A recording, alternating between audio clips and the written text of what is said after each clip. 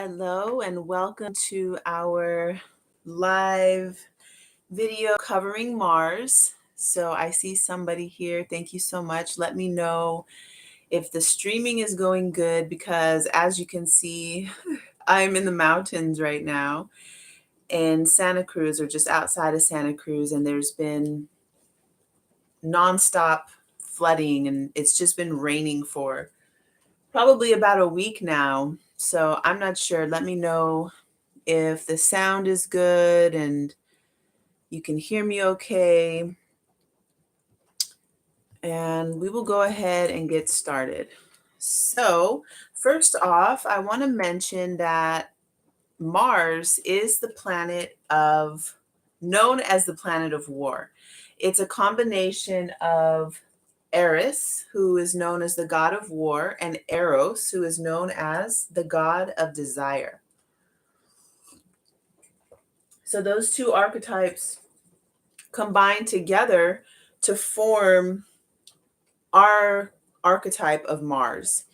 So, more than just establishing boundaries, protecting the tribe, protecting what is young and growing, and fighting, Mars also is our desire and our passion, our urge to go out and make things happen, to go get things. What I like to add in here is that Venus is going to be what we are calling toward us, what we are asking for. Even if we don't say it with our mouth, it's the code that's written within us that says what we think we're worth and what we value.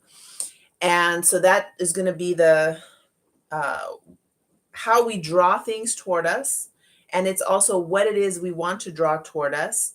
And Mars is going to be that part of us that is able to go out there and get it, to go because there's a strong desire. And a lot of religions, they put like no desire, like try to have us to become without desire, which is basically saying without Mars, without passion.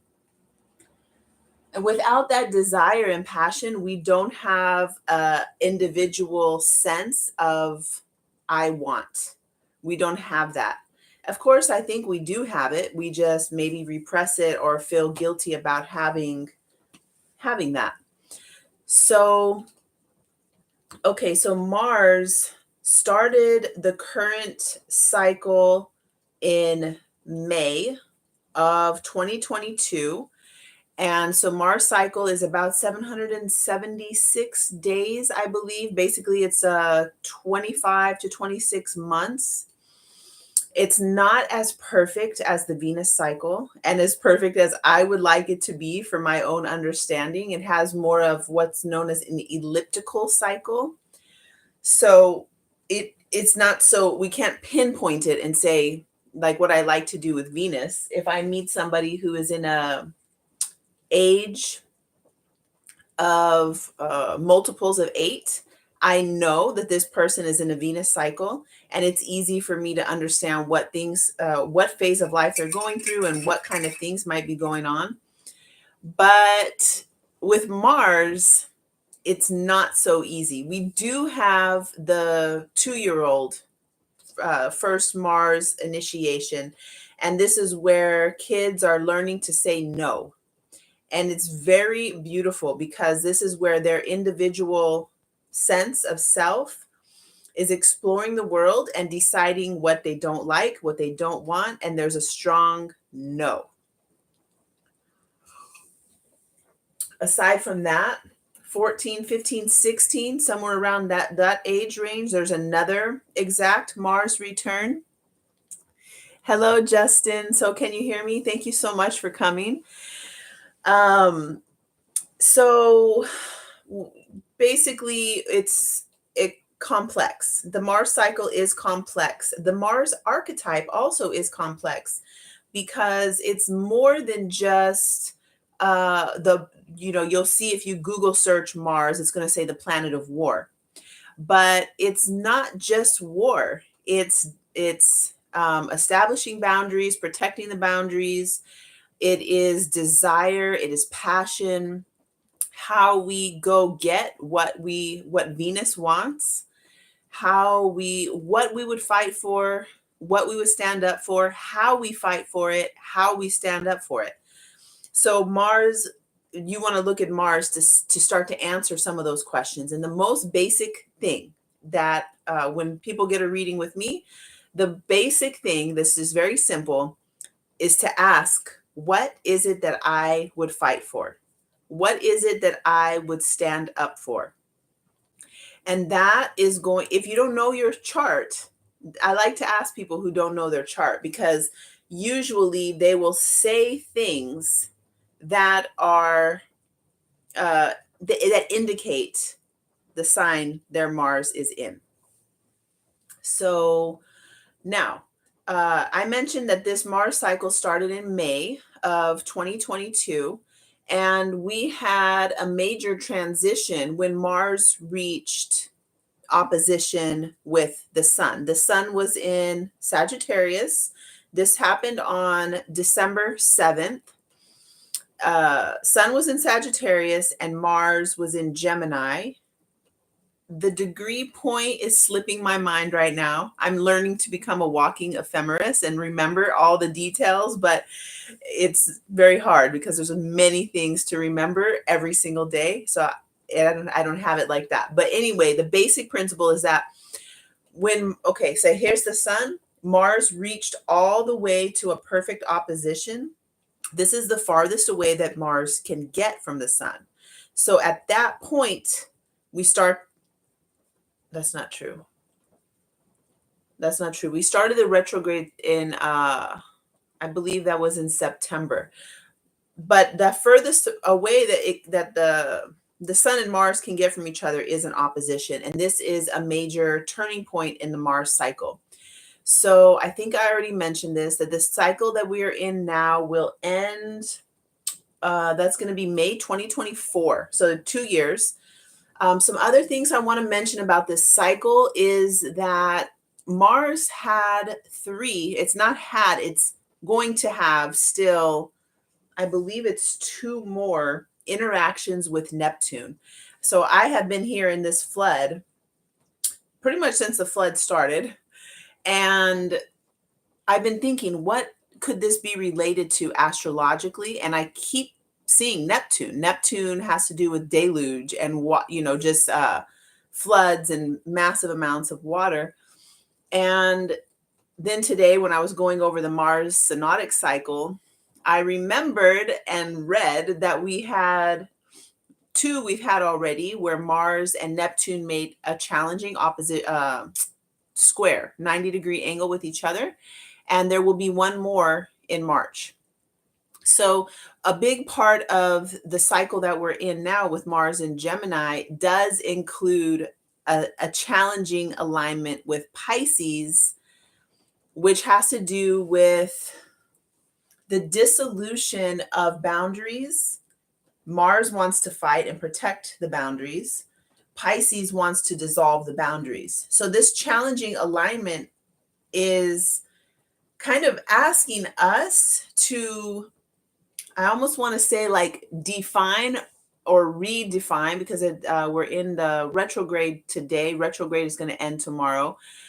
But to redefine what our desires are, and that boundary between my desire and your desire, what I want for my life, what my kids want for my life, what I want for my life, what my family wants for my life, my parents, my spouse, my partner, my whoever, but these people are very close to us, but their desire for us, I'm making the shape around, it's like your luminous egg, the auric field around your body, that their wants and their desires meld in with our own desires, and we can become very confused to forgetful of what was my original, what is it that I actually want.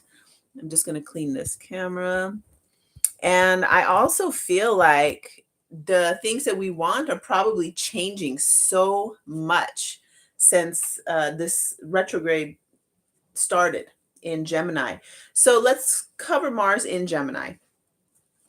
As we have already discovered, well, first, Mars is not just men or masculinity. Mars is, for women, our masculinity, our willpower, our desire to penetrate reality with our personal will, merging personal will with divine will. And that is, I feel, the more evolved state of Mars. Not, I don't have like a clear definition between this is a lower state of Mars and this is a higher evolved state of Mars. But, and I have it in my head at this current moment that somehow my will merged with divine will is the powerful way of expressing will. Because if there's something that I want, but it is not in alignment with my soul purpose and with whatever the force is that's moving me through life, like nature, we are all a force of nature, and we all have a certain amount of chi or prana or ki or whatever you call it. I like to think of the chi pot. One of my teachers said this: we all have our amount of energy and the forces of nature moving us in a certain direction. And when what I want is in alignment with that force of nature, which is me, and also the movement, then I'm going to be able to get much further. But I don't know. I'm definitely don't have I don't think I know exactly how that is, or how, I think it's like an idea to not go against the natural flow. Like if I have this body, but I decided I wanted to be a man and I want to go against what is my force of nature, my journey is going to be fraught with what do you call when you impact and oppositions and a lot more constricting. So that's fine, do it if you want, but when your will and the divine will are going together, I think we go further. Okay, so so for women, it's important for us to have some kind of a handle on our Mars so that we are not waiting for somebody else to come in and be Mars for us. That's my favorite thing to do, actually, is to let somebody else be Mars, because it's, I like to do other things. And it is for us to do our own Mars, to be our own force that will go get, like my inner Venus wants certain things. It's for me to go get those things, not for me to get somebody else to go get my Venus things for me. Okay. With that being said, let me just also mention, because now that person is going to be looking for me to be Venus for them.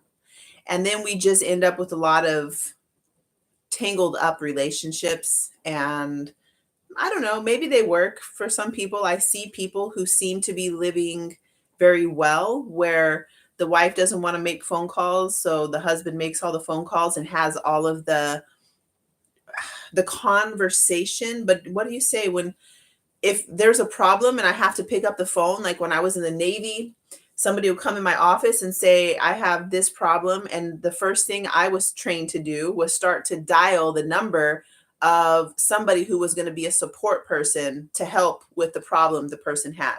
So there's always like a conflict involved when you need to make a phone call. Like, I need to make a phone call. Let me make this phone call. It is a masculine force to pick up the phone and make the phone call to help resolve a conflict.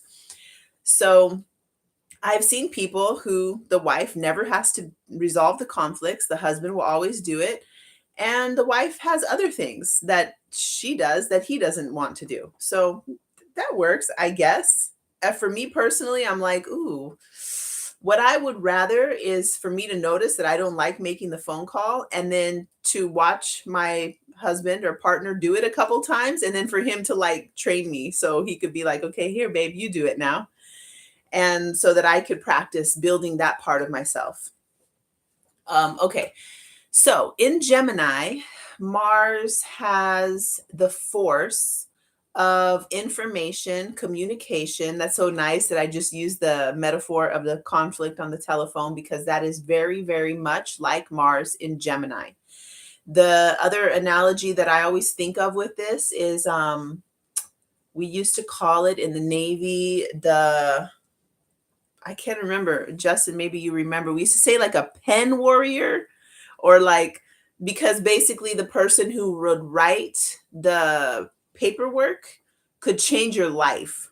And it was so much power in the writing of the paper, what they were going to say, their signature, the stamp they put on the paper.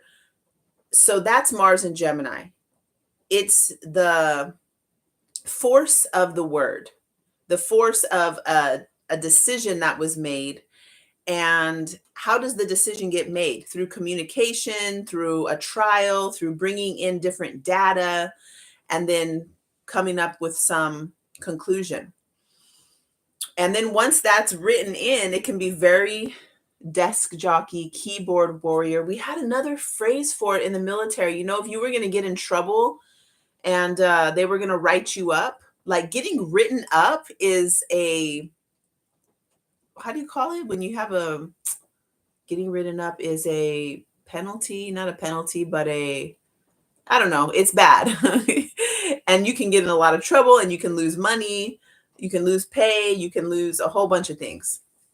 So we had a word for it, I can't remember. Anyway, basically this is desk jockey. I think maybe that's close. That's close.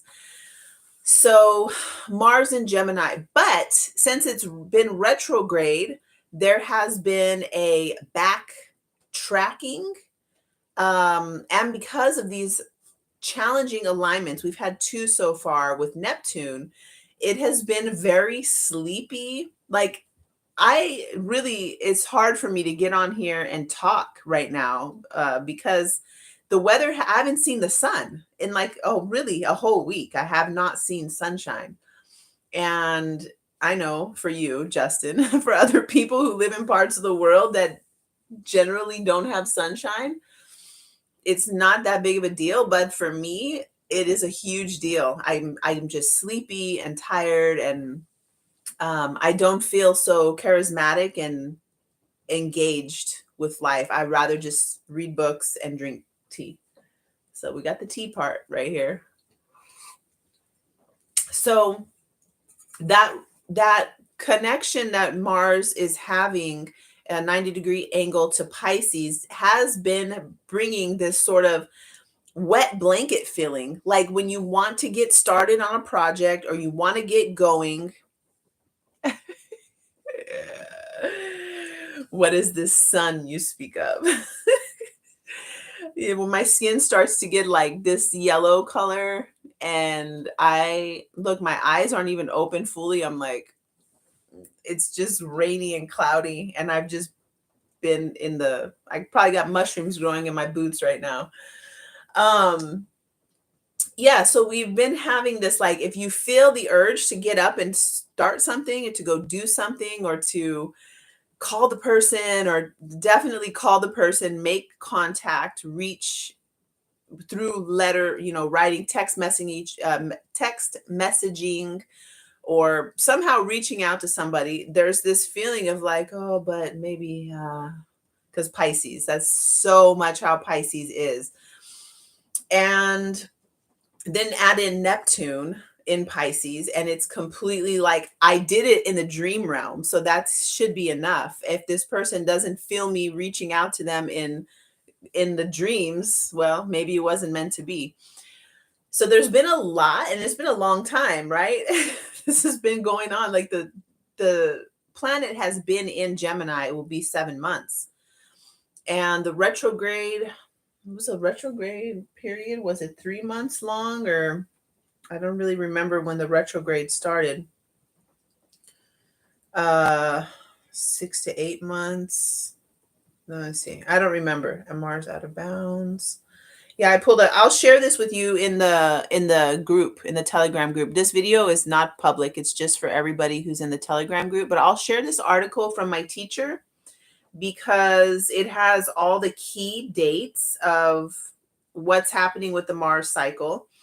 And then he is really the master of teaching the synodic cycle of Mars because he has sat with the planet through every phase of the cycle for years and years and has a beautiful way of explaining it. Well, let me tell you this. The next square to Neptune will take place on March 5th, 2023, at 25 degrees of Gemini and 25 degrees of Pisces. So that was something I wanted to let you know. And then what else can I tell you about this before we start talking about the direct? So I'll go into the direct when Mercury goes direct. That's going to be tomorrow on January 12th. And then I'll go briefly through all 12 signs because I did bring notes on how to do that so I can look at it and just kind of give everybody an idea of how this energy is going to be moving through you and through your life and how it can be very impactful. Like it's kind of like pulling back the bow on your arrow and then just having to hold it there. Or even more because of the wet blanket feeling, it can be like having the bow of your bow and arrow and just not having the ability to pull it back because of tiredness and laziness and, like the watery Pisces energy. But then whenever the direct motion starts, it actually still, Mars is at 8 degrees of Gemini, and it has been, I think like for 4 days, 5 days, something like that. And when the planet goes direct, it'll stay at 8 degrees of, it's not like, let's go. It's not like the planet goes direct and then we have a sudden burst of energy and we take off. No, it's like the planet goes direct and it's like, like just turning slowly and thinking about going somewhere, but doesn't quite go yet. I see this as beneficial because depending upon what house, which we'll go over in just a minute, that you have this in, the house of Gemini for you, there's been something going on in that house that has had a wet blanket kind of feeling, has had maybe more inner turmoil where Mars is like that power to take action and desires, like your own desires too, because Mars, whenever the planet and any planet is transiting, it brings the gifts of that planet to that specific part of your chart. And there's another thing, I'm not sure how I feel about it, because it's not how I learned astrology, but what I have been hearing a lot of people say is that whatever the transiting planets are doing, that means what's happening in the sky today. So if Mars is at 8 degrees Gemini, wherever Mars is for you is being activated by the transiting planet. No matter if it's at a square angle, if it's at makes no angle, it's, that a Mars retrograde would give all of us our inner masculinity, our inner warrior, desirous, boundary protector, that it would give us all a reversal, like a pullback, going back through our own process. So it makes sense. I just didn't learn that way, but it does make sense. The thing that I like to look at most, and when I do readings, is where is the transiting planet? What house is it in? What planets is it touching? So you would see if right now Mars is at 8 degrees Gemini, you would look across the way to 8 degrees of Sagittarius, and you just look at that entire axis. You would look to 8 degrees of Pisces. to find that's going to be the square angle. You would look to 8 degrees of Virgo. These are all mutable signs. That's going to be another 90-degree angle. Then you might look at where the trines are. So looking at 8 degrees of this is Gemini, Aquarius, and Libra to see how there is a harmonious alignment happening for you. So yeah, that's cool. I have Venus in a trine right now. My personal natal Venus is in a trine alignment with Mars currently. So, you can I like to look at those connections more so than I haven't thought anything about my natal Mars. That's what I'm saying. But if it helps and that's something that makes sense to you, definitely work with your chart that way. Okay, so let's look at everybody's sign, and we will start with, let me just see what I have started with so I don't get this messed up. We're starting with Sagittarius rising, which is going to be the opposite sign. So for everybody who has Sagittarius rising, Mars is going to be in your 7th house. So this Mars retrograde has been interacting with your personal relationships. And most usually with the 7th house, we look at your love life. We look at people who would come to your house for dinner. It's not just friends or acquaintances. It's like your close relationships. Most importantly, this 1st and 7th house is the relationship axis, and it's going to be your primary partnership. So with a Mars going retrograde through there could have been, just rethinking relationships. And also, like, I wonder if there was like a doubting, like, is this person who I really want to be with?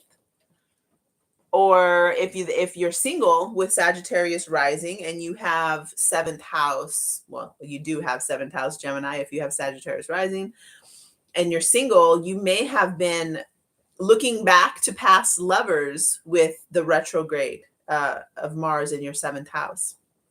So as Mars goes direct in the 7th house, there will be an influx of energy, either like, yes, this is the person for me, or no, hell no, it wasn't the person for me. And those doubts showed you something that you're going to make moves.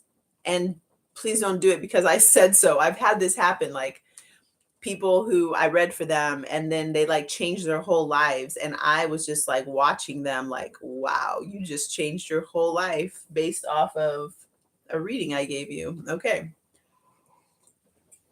Smart, intelligent people.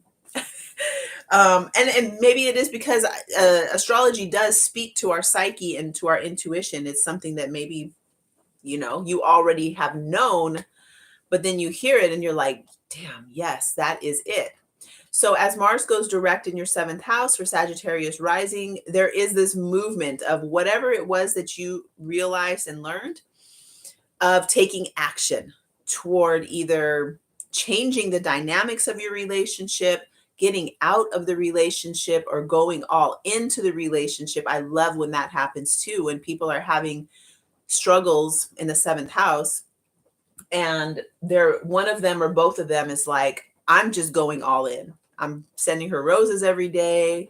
I don't care what happened or what we've been through, the past troubles. I'm going all in and just acting like I'm, to, what do they say? Fake it till you make it. Like you're challenged, you're feeling a struggle, but you're going all in. So that could happen also.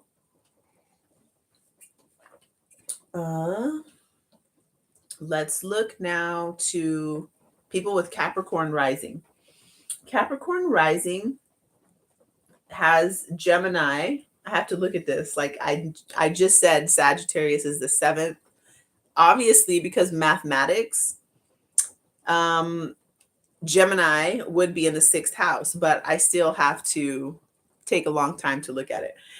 Okay, so for Capricorn rising, Gemini is going to be in your sixth house. It's been retrograding. So you may have been contemplating your health and wellness routines, looking at, oh, yeah, also the sixth house, pets. Maybe people with the Capricorn rising had some issues with pets. Maybe their girlfriend's dog was coming over and got sick at their house, or maybe the dog came over and they remembered that they love dogs, or their dog got sick, so something with pets. uh, that's not the only thing. Sixth house is more so about our day-to-day health and wellness routines, and also pets. If your pet gets sick, it really, it's a huge part of your own health and wellness routine. I know, because I have pets. So when Gemini, Mars goes direct tomorrow, there can be a newfound sense of motivation for, yes, I am going to quit smoking 5,000 joints a day. I am going to switch from drinking beer to drinking hard cider, or I'm going to quit drinking, or, something like that, that just is an overpowering movement in the sixth house of health and wellness. And maybe during the retrograde, you may have found yourself dipping into habits and patterns that were from your past ways that you've dealt with your emotions or with health in general. Because health and vitality is like the sun, and it's meant to be one hot toddy a day. It's meant to be vital, So I imagine that Mars being retrograde in the sixth house caused some health laziness, or some setbacks. And as the direct motion starts, we start amping up, like, oh, okay, if I want more vitality, I want this thing in my life, then I've got to go and I got to do this. And so there's more of some changes happening there with the health routines. So people with Aquarius rising, ooh, I'm starting to get the hang of this now. Mars is going to be in your fifth house. Aquarius rising, Mars in the fifth house. So the retrograde cycle could have been bringing you back into past loves that you had for your creative self-expression, getting back into something you used to do as a child, writing storybooks, because it's in Gemini, illustrating storybooks, storytelling, theater, play, who knows. This idea for how do you call this when you do, I think it's called a screen cast, or a screenplay. This idea for a screenplay has kept coming up every time I think about my personal fifth house. But for people with Mars in the fifth house, so that's Aquarius rising people, this idea of like screenplays, or like dramatizing a story, you may have been thinking about that. And also your life may have been dramatized, because that's your fifth house. You may have also found your life being the center of a drama, a story. Maybe people were telling your story, talking about you, making you become the art or the expose or whatever. As Mars goes direct, there is a huge energy going toward you doing more of your own creative self-expression, for you to be living as the piece of art that you are. Mars in the fifth house. Also, okay, Mars is bringing gifts. So there could also be some masculine influence to the way you creatively express yourself. And also, because Mars in the fifth house, I personally think, oh, maybe they're also like finding a new fling, because the fifth house is the house of one night stands. When we look at relationships, fifth house is one night stands, or light, friendly, flirtatious dating, however we call that now. The sixth house is where we would come over and change their tire if they were if they were stuck, or we would come bring them soup if they were sick. The sixth house includes more of the service that we do in our love life. Like I'm going to make you some chai. Maybe I got up early in the morning to make chai for you, and then I help pack your lunch. That's the sixth house. There's more of a, we help each other. We do some service for each other. And then the seventh house is where we have that commitment, where we commit to being together. The eighth house is where we merge and we lose our sense of individuated self, because the relationship takes a greater precedence in our life, that we are part of something.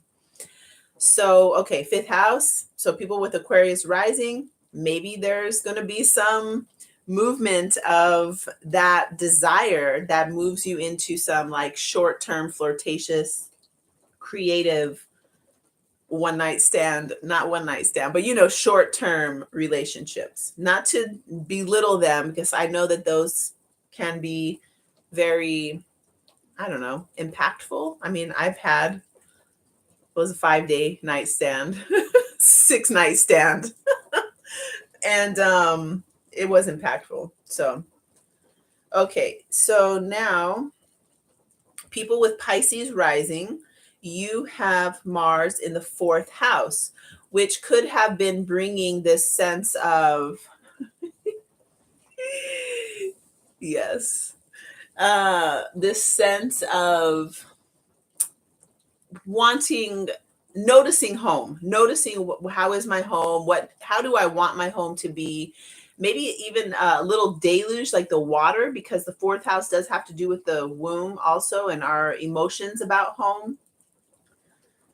Because it's in Gemini, a lot of changes and movements in the home, things, but in a reverse way, where you're kind of going back into like, what do I think is my home? How do I want my home to be? What is questions with the reversal, with the retrograde? It's a lot of questions. When Mars goes direct in your fourth house for Pisces rising people, there is this motion of like, yes, yes, no, no. And it's cut. So Mars is a weapon. It's a knife and it's fire. So it cuts and it burns. So as the direct motion happens, if it's a yes, we go all in. If it's a no, we slice it or burn it. So for Pisces rising, that is going to be happening in your home of origin, your connection to land, connection with your mother, also in the way you're creating home for yourself now. For people with Aries rising, Mars is in your third house of communication, which is most like Mercury, and yes, and which is most like Gemini, is what I meant to say.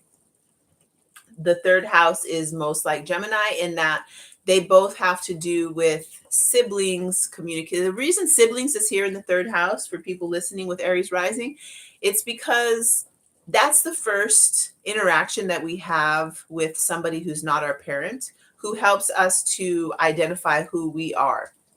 So siblings is like, if you are with a group of siblings or one sibling, you say something and they're like, you're so dumb. And you're like, oh, that was dumb. Or you say, F you, I'm not, you're dumb. Or no, I'm not, you are. I forget how we used to say, what you say is what you are. All these little things, if you don't have a sibling, you had to get that from somewhere else, your friends or cousins or something like that. But the third house is like our first way of having what we think, what cartoons we like, what information we're receiving, and how we talk. It's our first opportunity to have that peer reviewed or checked by your peers, or like by a group of younger people who are, your peers. So it could also be school friends too. Anyway, Mars going retrograde in that house could have been having you rethinking that thing you said, rethinking the things that you thought, backpedaling on, oh, why was I doing that? And is this interesting to me? That's one of the big questions for the third house. Is this interesting to me? Am I even mentally stimulated by this. And then as Mars goes direct on the 12th, there is this cutting away of things that are not interesting and going all in on things that do interest you. So with that third house, it does have a lot to do with mental stimulation. And it could also be that maybe you hadn't seen your siblings in a while, or you had feelings about your siblings. And then as Mars goes direct, you have some movement to, either, yes, I can't stand that sibling, or, oh, I was just being weird and I'm sorry. And let me go in and connect with them again, or, some movement in that area. And then for Taurus rising, Mars is in your second house. So Mars in the second house of your self-esteem, your confidence. I don't know if you have noticed, people in here, I used to do a live video at least once a week. But since Mars went retrograde in my second house, it's not that I lost all confidence. It was more like I lost all desire for movement in that area of, I didn't feel like it. I was like really focusing on other things. And then when I would think, even today, when I'm like, oh, do I want to really do this right now? Like, oh, I don't like how I look. My lighting is bad. The sound is bad, like everything. And then I would just like, I'm not doing it. So the second house, okay, it's not only your self-esteem. Let's look at where self-esteem can come from. Second house, our security.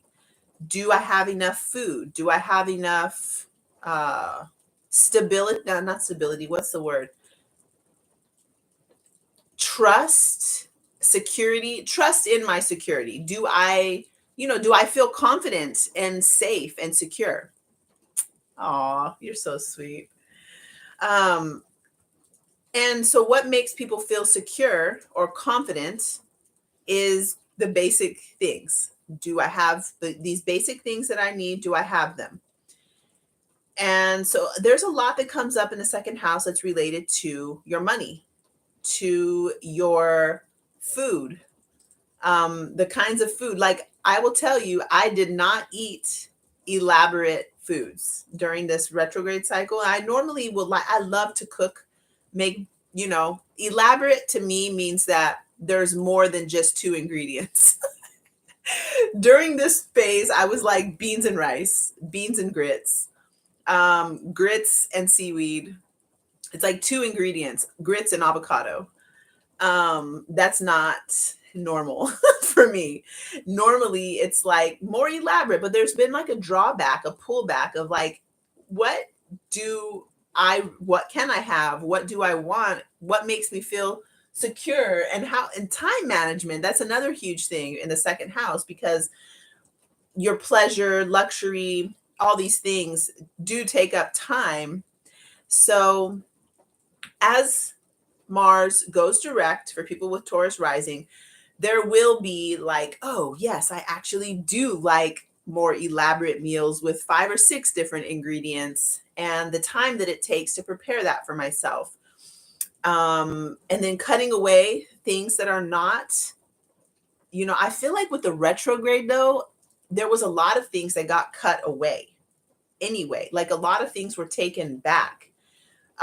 So maybe as Mars is going direct, maybe also because it's the second house for people with Taurus rising, there is like this minimalist thing that I've been noticing coming up since we've had Uranus and the North Node in Taurus. There has been this big thing of like, do I really need that? And the answer has many times been no, I do not really need that. So there has been a lot of cutting away of excess. And the main things that I, as a Taurus rising, have been finding myself needing is taking care of myself. So dry brushing, massaging, I give myself a massage every single day. And if there's somebody else around, I'll have them do a trade. I'll teach them some things and then, have them to do that. There's been a lot of self-care. So as Mars goes direct, I can tell you right now, I've already been thinking about teaching those self-care things. because of the next thing that we're going to be having coming up in the spring is Jupiter connecting in with Uranus, connecting in with the North Node. And there is more of an emphasis on those simple luxuries and pleasures of Taurus. So Mars going direct in the second house is a movement of all these things you've been thinking about, that it finally is like go, go, go, go, and things start to happen. And there's more motivation. And hopefully, oh my God, if I can just pick my spine up, right, and like be more motivated to do stuff related to outward second house things, because maybe during the retrograde, it's a lot more inward of whatever house you had it in, a lot more inward processing. As Mars goes direct, there's more outward expression of those things. Okay, then for Gemini, oh, I don't really need to look at the chart for that. If you have Gemini rising, then Mars would be in your first house. And you may have been having a lot of self-doubt, self-inquiry to who am I, as like, what is my desire? What is it that I want? And as I started talking about this luminous egg, or the auric field around your body, and how other people's desires can become penetrating to the point of you become unclear about what is your desire in relation to what are the desires that people think you should be doing, or that you know. So for the people with Gemini rising, this probably has been a really huge thing. Checking, is that even what I wanted? So as Mars goes direct, there will be more of a momentum going to, yes, this is what I want. And like cutting away everybody else's desires that are not actually yours. And then going more into, I'm expecting to see people with Gemini rising, like coming out of all kinds of closets, because they with that Mars direct, they have really found what their desire is and they're going for it. And I'm excited about seeing that. All right, and then we have Cancer rising. Mars will be in your 12th house, which has been likely maybe giving some sleepless, not maybe more sleepy because it's retrograde. Mars maybe retrograde, giving more of a sleepiness in your 12th house. 12th house is also known as mental institutions and prisons. And you know what happens is that when our subconscious mind, which is what the 12th house really is, our subconscious mind, our connection to the collective consciousness becomes inundated with a Mars retrograde, then likely there is a, like, almost like an attack, not an attack in the sense of like someone's coming for you, but like nightmares possibly, or remembering things from either the collective consciousness or from your own consciousness that maybe were disturbing or not making you feel so good. And I had a lot of people asking me about lucid dream tea because they needed to do something in their dream because they were being attacked, or they felt like they were being attacked. So I should find out. I should ask when people ask me this, hey, do you happen to have Cancer rising? I mean, I had so many people ask me about this during the cycle. So as Mars goes direct, there will be more of an opportunity to face those fears, to you know, in the dream and doing dream work. What we do is, when something's chasing us, we don't run. We actually turn around and face the thing that's chasing us. And you don't have to be like brave and like beef up against them, like put your chest out. Just facing them, sometimes that's enough. And you see, oh my God, this being that's been chasing me, when you look at it, it's actually a bunny rabbit or something like that. The next thing is that when you turn, you ask it, hello, my name is so and so. Who are you? What do you want? How can I help you? And you start a conversation with that thing. So the Mars going direct in your 12th house could look something like that. People with Leo rising, Mars retrograde has been in your 11th house. This could have been reevaluating your associations, how you act within your community or your peer group or what is your role within that peer group? And then as Mars goes direct, possibly you can have some clarity and maybe start taking some steps to like, actually, I don't like this peer group, or I'm going to start this is something I don't have. This is not my thing, but I have been thinking about this. When I think about possibly moving to a different area of America, I was like, how do I make friends? Then I was like, well, maybe I just start a group and like, invite people to like, let's go look for edible plants, or let's go, there's probably people already doing that. But 11th house, so people with Leo rising, maybe this is a time where you take your leadership into the community and redefine who you are within your community. No, you don't have to take the leadership role, but because it's Leo rising, I imagine maybe that would be a good thing. Let's look now at Virgo rising. We have 2 more after this. So Virgo rising, you have Mars in your 10th house retrograding. So that could look like, oh my gosh. So your 10th house is your career, your reputation, all of that. Mars going through your 10th house could look like doubting yourself professionally, or the way you have been portraying yourself. And then also getting shown by what's happening in your life about, like, am I really that? Because the 10th house is where we proclaim, like, I am this, I am doing this. This is my reputation. This is my career path. And with Mars retrograde, it can almost seem like forceful that we're being like, oh, really? Is that what you are? Is that who you are? And then as Mars goes direct, we have more clarity because we did have that checkmate by Mars being retrograde in the 10th house.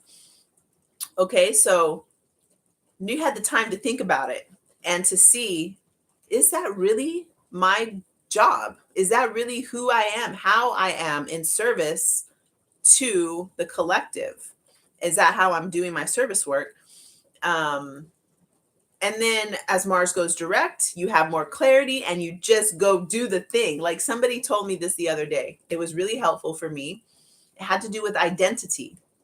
So it was a priest, actually, a friend / client / mentor / confidant. Started off as a client, Roman Catholic priest. We're like the most strange, unlikely friendship. I think he thinks I'm a witch. And I don't know, but we totally hang out and watch, not movies, but we watch films, like educational films on all sorts of things, and talk about God knows what. So anyway, a lot about books and philosophy and all of that. Anyway, something that he said was like, when your life is actually really hard, what do you do? Like when you're sitting in your house and you are the most raw version of who you are, what is it that you do? What are you good at? What do your family members call you for? Your primary identity. And then how can we apply that to our reputation out in the world? And I love that he said that, because he knows nothing about astrology, but that's actually the polarity between your 4th house. What do your family members call you for? They're like, oh, this for me. Oh, I've always been the one. Hey, I have a stuffy nose. What can I do? Hey, my ear is hurting. What can I do? Or I have, that I've always been that person ever since I left home. Because when I was at home as a kid, I just did it. I knew I had a little abrasion. I'm like, let me put some honey on this, and then put a slap of seaweed on it and just walk around with honey and seaweed on my hand. They're like, what are you doing? And I'm like, it feels better though. And it healed. I don't need the Neosporin. So, yeah. So who are you? That's the 4th house when you're in your home. LOL. So a priest and a witch walk into a bar. Oh Oh God. Okay. And yeah, so from that, your core identity, that is actually in astrology from the fourth house. That's how we find the 10th house. So what I've been finding is a lot of people since 2020 have been like, I don't know, because a lot of us had jobs and careers that weren't anything. It was just like you work at a factory, you work at a desk job, you're working at Amazon, but we're not really serving our true identity and our role as out in the world. And so a lot of people were just like, oh, I'm a tarot reader, I'm an astrologer, I'm a shaman, a priestess, a whatever. And like all of these things that people have self proclaimed to be have actual years and years.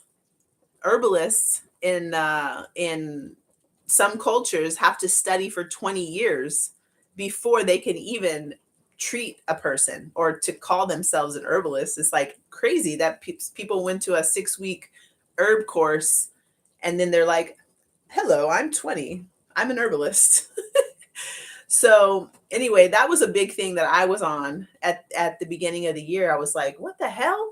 And so people who have Virgo rising, this has been where this has shown up for you. And that as Mars goes direct, and I might have been that person. I know I was for quite a few people, but I saw people change on their, I really liked it. I saw people change in the little bio section.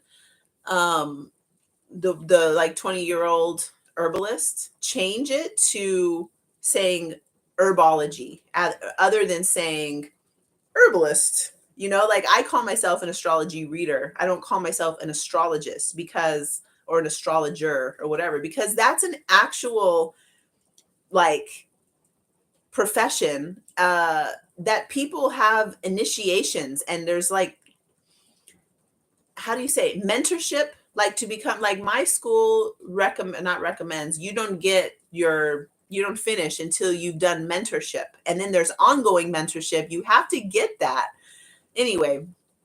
um yeah, so as Mars goes direct for people with Virgo rising, there is a lot more clarity on what is my identity and how am I actually serving the world and what is my reputation and how can I best gather up all this energy and go out, cut away the things that are not me, they're not for me, they're not mine, and take what is truly mine and move it out into the world as my contribution to the world. People with Libra rising, you have Mars in your ninth house of higher education, philosophy, long distance travel, your spirituality, and this also is the house of religion.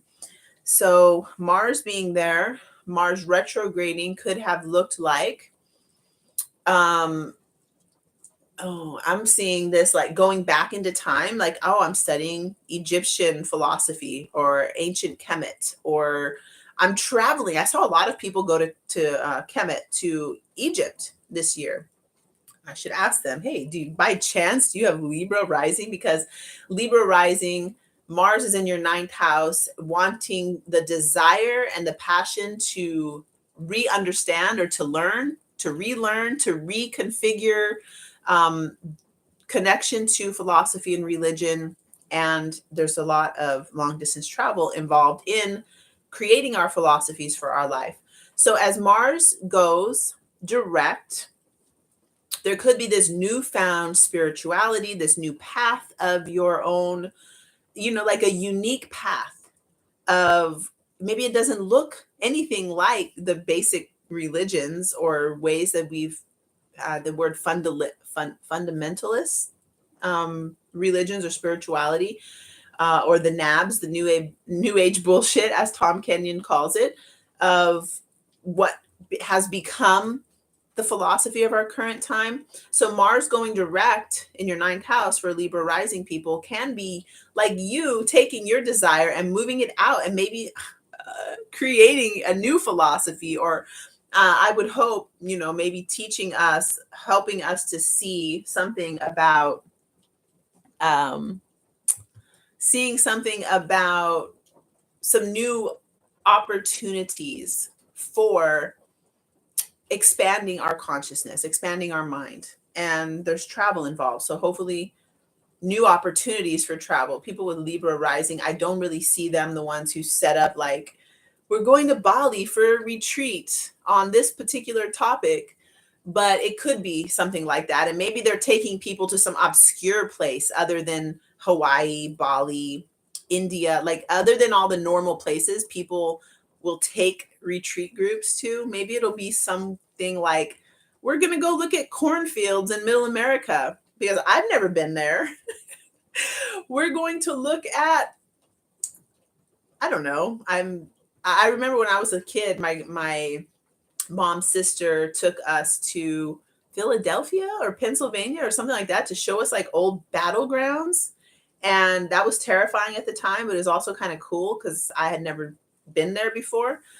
Yeah, maybe there's like Libra rising people are going to be taking people to other places that aren't maybe we're going to make some new kind of progress in not going to other people's lands to take people from America to a retreat. Oh, I don't know. That's just like, anyway, come back to Pennsylvania. I really do want to come back to Pennsylvania at some point. I got to get over there and see the fireflies. That's been on my list. So Scorpio rising people. Oh, my friend has this Scorpio rising. Okay, so Mars has been in your 8th house, and a retrograde in the 8th house could have you thinking about old lovers, old experiences that include desire and passion. And every time I think about Mars, I always see that thin line between passion and rage. And so whenever I start dating somebody that I like, and I'm like, we start going along with it's more than just I saw you a couple times. It's like, I think this might be a thing. One of the first things I start to think about, and I do eventually say to everybody at some point, when are we going to have a fight? Like, what are we going to fight about? And then I'll be like, let's just make one up so we can practice. Okay. Because that's Mars. Mars is the line between passion and rage. And so this is where you always will hear about makeup sex because it's so good, because it draws up all this energy from the body that you're like, oh, like your nerves are on the top of your skin. And there's some aggression behind it. But it also is like, it's just way more intense. So I'm not saying that I think that's good or anything like that. Of course, when you make up after you've been mad, it is really good, but not while you're mad. That's not a thing. That's something else. That's not what I'm talking about. But I always want to like tussle or something. It's like, let's, whenever, I don't know about everybody, but when I was younger, I used to always want to wrestle with the guy I was dating with. I love the feeling of like being pinned down and not being, I'm like, oh, can't, like, wow, I really can't do anything in this situation. So there's like something about that dynamic. So people with Scorpio rising, having Mars in your 8th house, there could have been like a lack of that, a lack of passion, a lack of desire, but also like that energy moving inward where you're just remembering it. When you have a memory, you feel it in your body. So it could have been some stuff like that going on. As Mars goes direct, I'm thinking of my friend in particular. I'm like, okay, I know what's going to happen. Because it can have something to do with that actually happening. Now you are having that 8th house experience, the desire, the passion, and also there could be some rage involved or some heated emotions. Let's not call it rage for this because I'm seeing my friend, or it could be, but it also just heated emotions. And the way that plays out in the 8th house, Mars going direct in the 8th house sounds extremely hot to me. And for somebody with Scorpio rising, I'm sure it sounds wonderful for them too. Okay, so now we're going to get to, we're done, right? Yeah, so we started with Sagittarius. Okay, well, that's it. Thank you so much for watching, Justin. And for everybody else who watches the replay, I hope that this has made sense, first of all, foremost, and been somehow illuminating into your understanding of Mars. I sometimes find that listening to other people's signs, there'll always be something added in that I'm like, oh, yeah, I can see, I can relate to it too. So hopefully you had some of that, understanding Mars a little bit more. And then also, just ask me in the DM if you want this article from my teacher. It's very heady. Like I had to read the article, no joke, like 3 times. I was just like, what the hell? Because he's talking to astrologers. He's not talking to regular people. Like, yeah. So I had to read it slow and I had to read it 3 times so I can be like, I was trying to skim it so I could find out like how the hell does this cycle? Where like it doesn't, where's the beginning, middle, and end? It's kind of the Mars cycle is a little bit confusing for me currently. So I had a kind of like a little fantasy about you, Justin, taking the Mars class with my teacher. And I don't know if you met Eric Roth. He came on and did a call with us about Vesta, but Eric, he's my friend. He's really cool. Him and my teacher, Daniel Jamario, do a Mars class teaching you everything you need to know about the synodic cycle. And yeah, that'd be so cool if you took the course and then you could teach me.